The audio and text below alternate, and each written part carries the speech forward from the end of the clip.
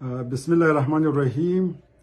ډیرو قدرمنو هیوادوالو خویندو ورونو او په خاصه توګه د جمهوریت غوښتونکو د خوځښت غړو السلام علیکم ورحمت الله وبرکاتو. تر هر څه د مخه زه د جمهوریت غوښتونکو د خوځښت د غړو او ټول هغه دوستانو نه مننه کوم چې په تیرو شپږو میاشتو کې زموږ حمایت وکړ او تعداد یې زرګونو کسانو ته رسیږي چې د دې خوځښت سره یوځای شوي دي، فورمونه ثبت کړي دي. خوشبختانه دغه دوستان زموږ په داخل د افغانستان کې په 28 ولایتونو کې اوسېږي او همدارنګه یو تعداد د هېواد نه چې بهر دي 15 ملکونو کې د استوګن دي او دیو سره موږ په تماس کې او په اړیکه کې سره نو دیونه زیاته مننه کوم چې د خوځښت سره یوځای شوي دي. خوشبختانه د دې خوځښت زیاته برخه تعلیم یافته کسان دي چې 80% کسان د لیسانس په کچه دي، 14% د ماسترۍ په کچه، 12% 12مه پورې ویلې ده، یو کم تعداد چې 12 نه کم تحصیل لري او تر ډاکټرا تر کچه پورې دغه دوستان په دغه خوځښت کې شامل دي. دویمه مسله دا ده چې د جمهوریت غوښتونکو خوځښت یو اوږدمهاله خوځښت دی. دا د ملي ارزښتونو لپاره کار کوي، په افغانستان کې د ولسواکۍ لپاره کار کوي او یو فکری حرکت دی. نو په دې خاطر باندې دا یو پروژوي حرکت نه دی چې د یو څو ورځو لپاره، نو هر څوک او هر ډله ګروپ چې ملي ارزښتونو ته وفادار وي او په هغې باندې عقیده ولري او هغې لپاره کار وکړي، هم یې موږ حمایت کوو او هم موږ سره یو ځای کار کولی شو. متاسفانه په تیرو یو نیم کال کې موږ په داخل د افغانستان کې ولیدل چې طالبانو ونه شو کړی چې په افغانستان کې امن راولي، ثبات راولي او افغانستان د خلکو مشکلات حل کړي او یو قانوني حکومت رامنځته کړي.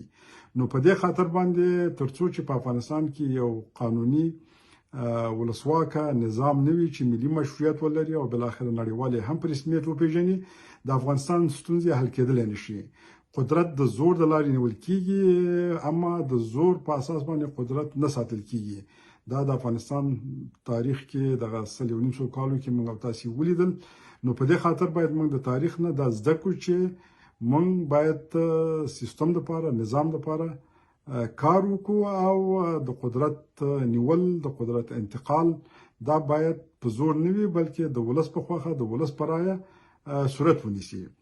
درېمه مسله چې زیاته مهمه ده هغه دا ده چې نن سبا زیات دوستان په مختلفو نظامونو په ماډلونو باندې بحث کوي. څوک متمرکز نظام غواړي، څوک غیر متمرکز غواړي، څوک فدرالي نظام غواړي.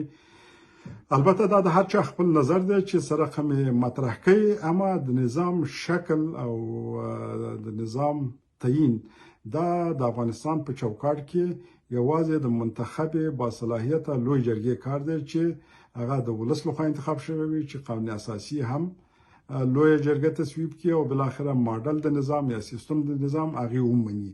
یعنی یو فرد، یو ګروپ نشي کولای چې د افغانستان نظام ته او د افغانستان سیاسي جوړښت ته تغییر ورکړي. نو په دې خاطر باندې موږ د دغه ارزښتونو باندې په دې عقیده لرو چې په غټو تصامیمو کې دا د ولس کار دی. هر نظام که په هر شکل باندې وي مثبت او منفي اړخونه لري، مختلف ماډلونه د ولسواکۍ موجود دي. امریکا یو رقم ماډل لري، انګلستان بل لري، فرانسه، جرمني، همدارنګه استرالیا یا نور هیوادونه. هر څوک د خپل ضرورت په اساس باندې، د خپل شرایطو په اساس باندې داسې یو نظام غوره کوي چې هغه هلته تطبیق شي، عملی شي او بلاخره هغه قیمت د نظام چې دی د هغه هیواد ورکړی شي. نو په دې خاطر باندې دا بحثونه یوازې د دې لپاره مطرح کیږي چې د افغانانو ترمنځ وحدت رامنځته نشي او افغانان سره نورم متفرقه شي او هغه اصل اهداف چې هغه په افغانستان کې یو قانونمند نظام رامنځته کول دي توجه بل خواته لاړ شي. نو زه فکر کوم چې زموږ د افغانانو ټولو توجه باید د دې لپاره وي چې په افغانستان کې یو منتخب قانوني نظام رامنځته شي او ټول افغانان که هغه د هر ژبې وي، قوم وي، د هر سمت وي، هلته په افغانستان کې د ژوند، د تعلیم، د سیاست او د کاروبار ازادي ولري، که خویندې وي، که نارینه وي او هیڅ نه وه. د قانون په چوکاټ کې ټول مساوي حقوق باید ولري. نو په دې خاطر باندې مونږ باید توجه ټول اخواته مطرح کړو.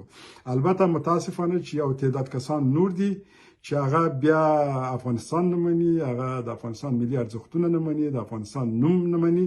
نو هغه سره ډلو ټپلو سره مونږ کار کولی هم نشو او نه هغې سره مونږ په یوه لاره تللی شو.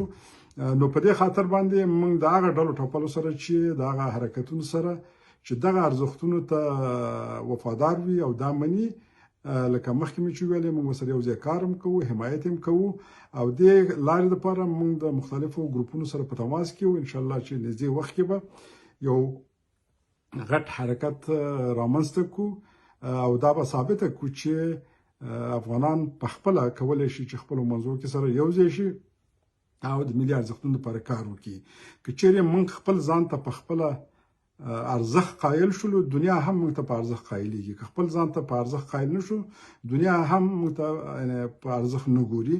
نو په دې خاطر باندې دغه مختلف شعارونه چې ورکړل کېږي، مختلفې طرحې چې وړاندې کېږي، که هغه د افغانستان د تجزیې دي، که د افغانستان د سیستمونو دي، دا یوازې دې لپاره چې افغانان سره متفرقه کړي او هغه اصل هدف چې په افغانستان کې قانونمند حکومت او نظام هلته تاسیس شي، د هغې نه توجه بل خواته لاړه شي.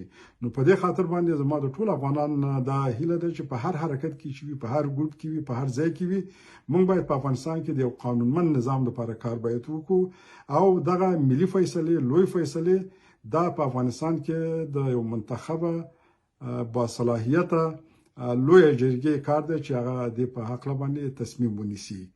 نو زه د تاسو نه بیا هم زیاته مننه کوم، د ټولو افغانانو نه مننه کوم او د جمهوریت غوښتونکو د خوځښت د غړو نه مننه کوم چې موږ سره په دې بهیر کې یو ځای شوي دي او دې حرکت ته به توسعه ورکوو او په تېرو شپږو میاشتو کې یعنې کافي پرمختګ موږ په دغه ساحه کې کړی دی. نو صرف غوښتم چې دغه معلومات د خپلو دوستانو سره شریک کړم او خپلو افغانانو سره چې موږ توجه باید په افغانستان کې د یو قانونمند او منتخب نظام د پاره وي، نه بل کوم هدف د پاره. او هغه منتخب نظام هغه یوازې سیستم رامنځته کولی شي، دا افراد رامنځته کولی نشي او هیڅوک نشي ویلی چې موږ د چا بدیل یو یا بدیل نه یو. موږ په افغانستان کې سیستم غواړو او نظام غواړو. نو ډیره زیاته مننه.